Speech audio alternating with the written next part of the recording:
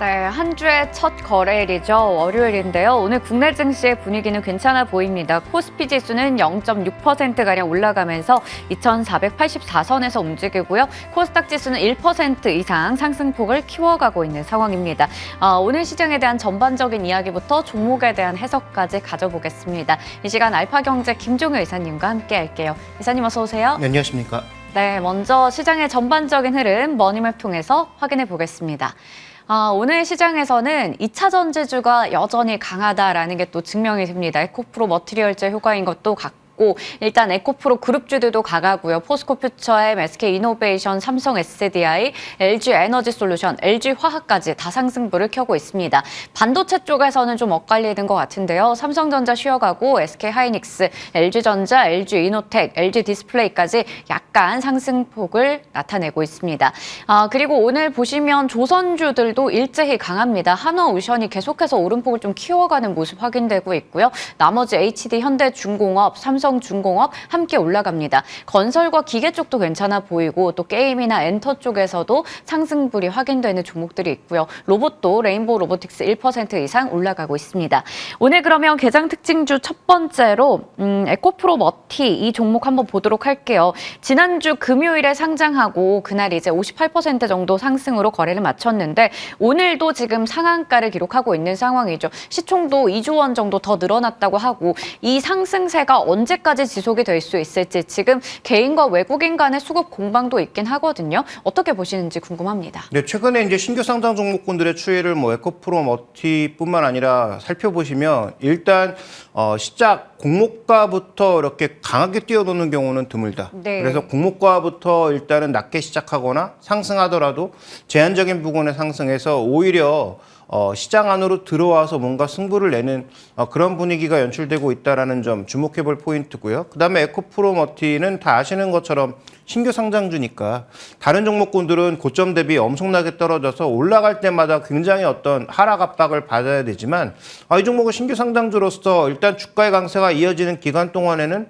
뭐 상당 매물이라는 게 존재할 수가 없죠. 그래서 기본적으로 유통 물량 자체도 그렇게 많지 않은 상황에서 주가의 강세가 이어지고 있다 보니까 지금 고점을 예측하는 거 쉽지 않아 보입니다. 추가적인 상승세도 나타날 수 있고요. 언제든지 다시 떨어질 수도 있는 그런 국면인 거죠. 근데 이 종목의 본질을 살펴보시면 이 종목도 결국 2차 전지라는 거고요. 3분기에 다급하게 실적 악화를 발표한 것도 결국은 지금 파도나 이런 것들의 흐름을 보고 이 회사도 뭔가 그런 것들에 걸리지 않기 위해서 빠르게 실적을 발표했다라고 볼 수 있는 상황이고요.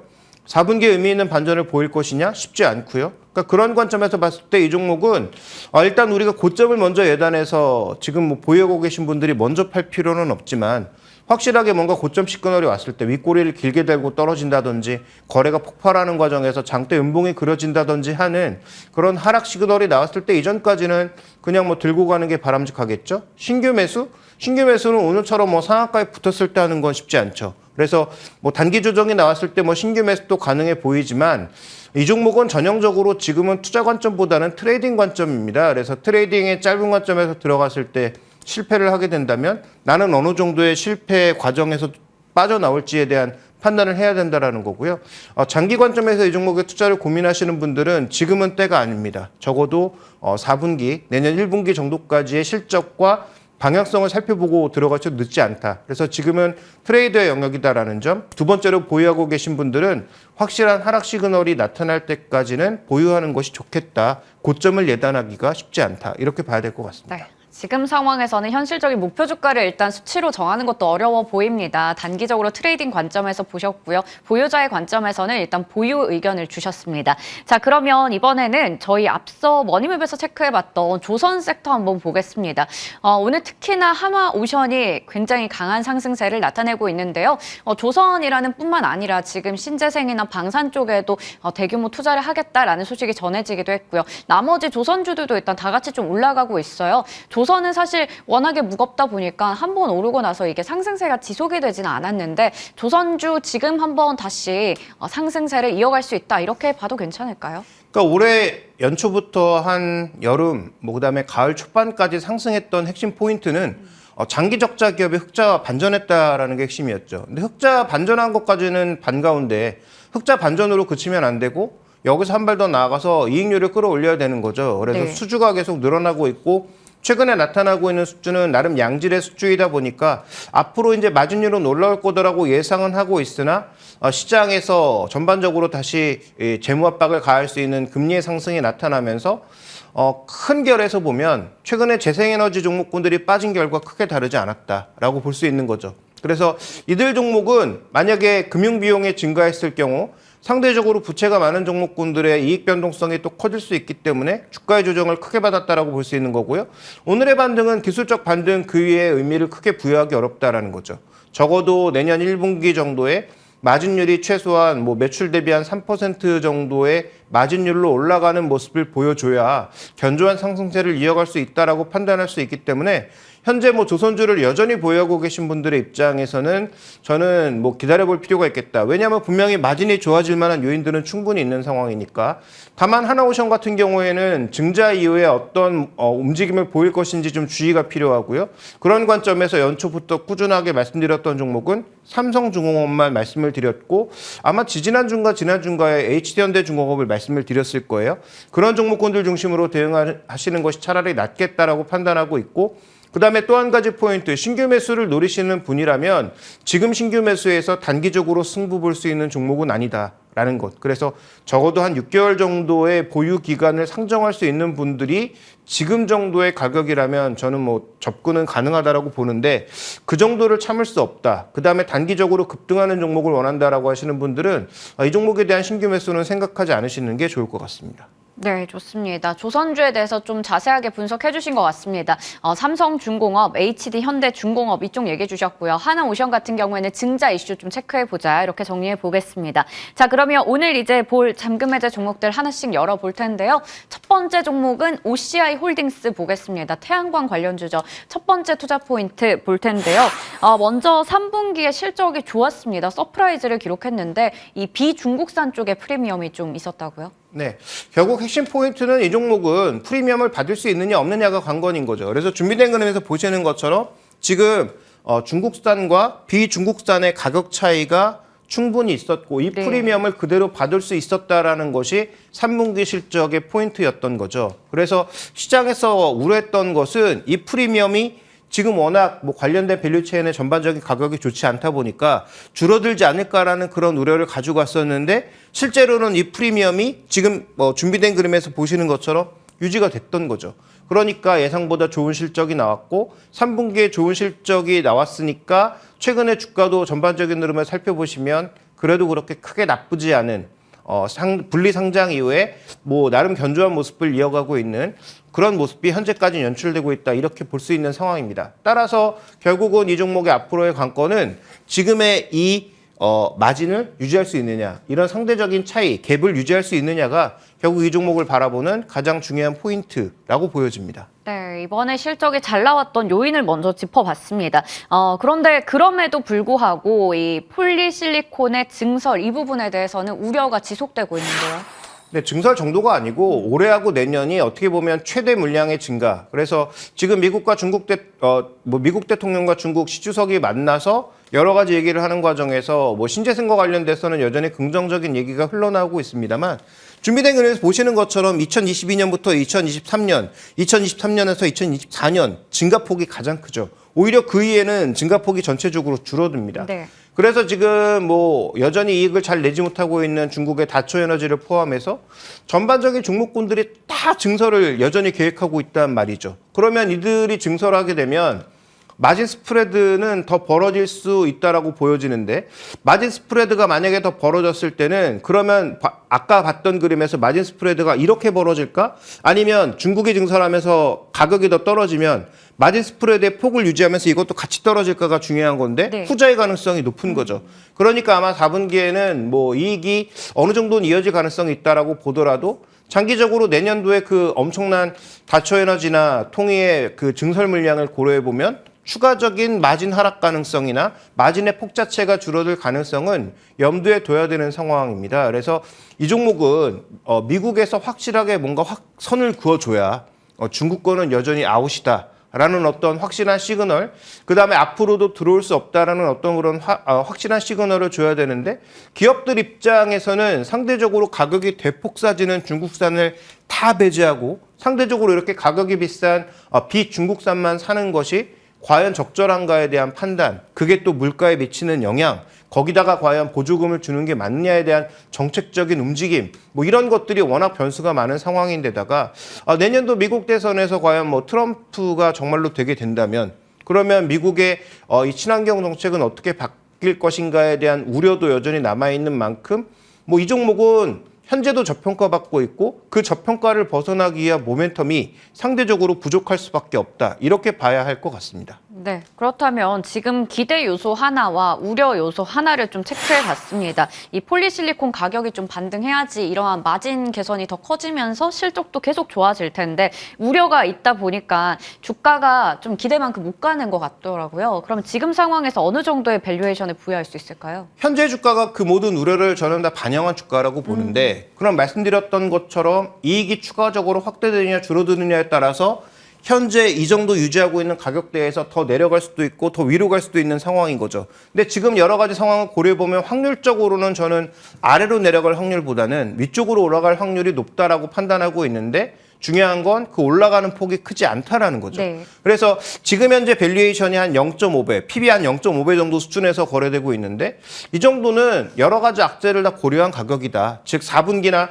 내년도에 나타날 수 있는 그 증설과 관련된 우려까지도 반영된 가격이라고 판단하고 있고요. 근데 만약에 증설을 했는데도 마진이 유지가 되거나 아까 말씀드렸던 대로 중국 가격이 빠지는데 우리 가격은 유지를 한다. 특히 OCI 같은 경우는 말레이시아 법인 쪽에서의 유통 가격을 유지를 한다라고 치면은 그러면 여기서 이익은 증액되는 거거든요. 그러면 이게 증액되는 과정에서 추가적인 설비 투자와 함께 BPS가 더 늘어날 수밖에 없기 때문에 현재 0.5배를 유지한다고 하더라도 올라갈 수 있는 거고요. 만약에 0.5배를 유지하지 않고 더 올릴 수 있는 업사이드가 존재한다면 더 상승할 수 있는 거죠.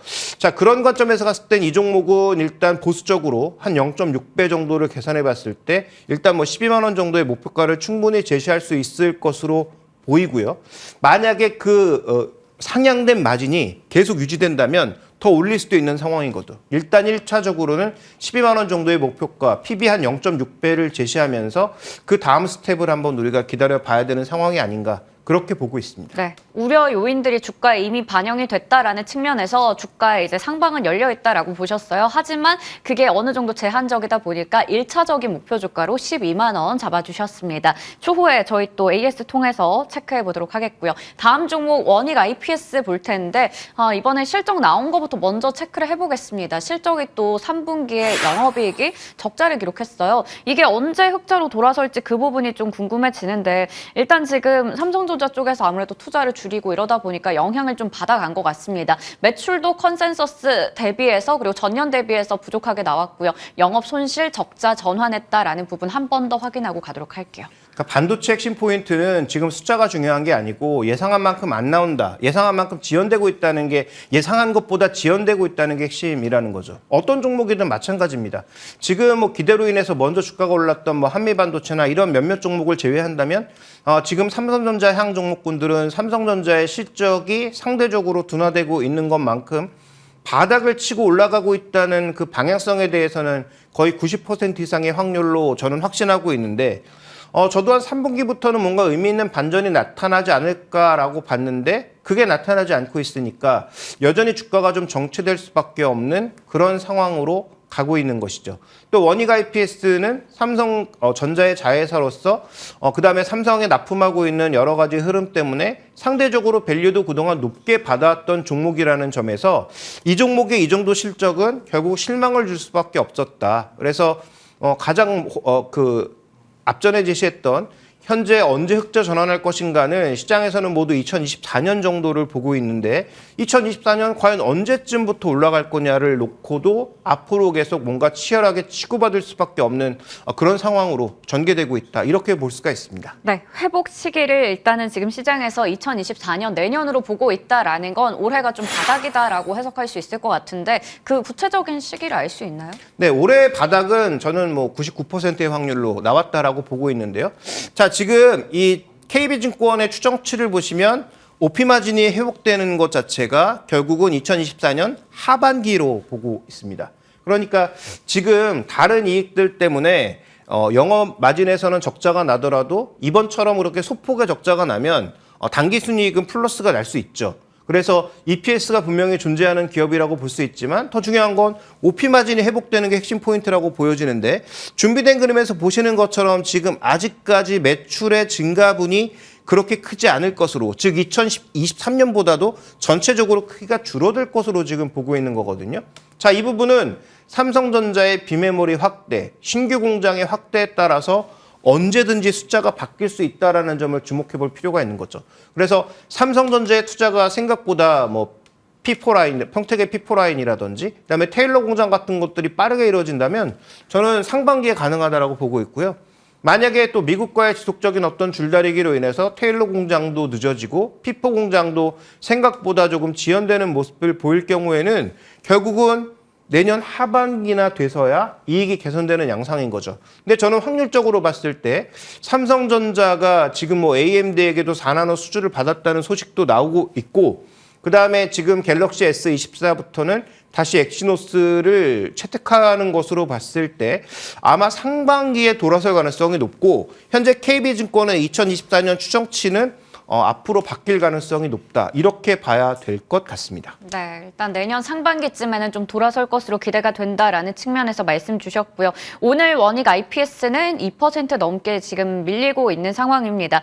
증권가에서 뭐 한 42,000원 정도까지 목표 주가를 내기도 했는데 34,000원 선에 오늘 거래가 되고 있어요. 어느 정도까지 보세요? 네, 저는 이 종목 지금 뭐 단기적으로는 승부가 안 난다라고 보고 있고, 그다음에 단기적인 목표가는 저도 뭐 4만 원 이상을 드리긴 어려울 것 같은데, 네. 이 종목은 적어도 내년 하반기를 바라보는, 그러니까 상반기에 이익 실현을 하는 관점에서 하반기까지 바라본다면은 저는 이 종목의 전체적인 밸류에이션의 추이가 PBR 4배까지 갔던 저런 추세는 기대하기 어렵죠. 지금 현재 구간에서 삼성전자의 투자가 제한적이라고 본다면은 저건 뭐 달성 불가능합니다.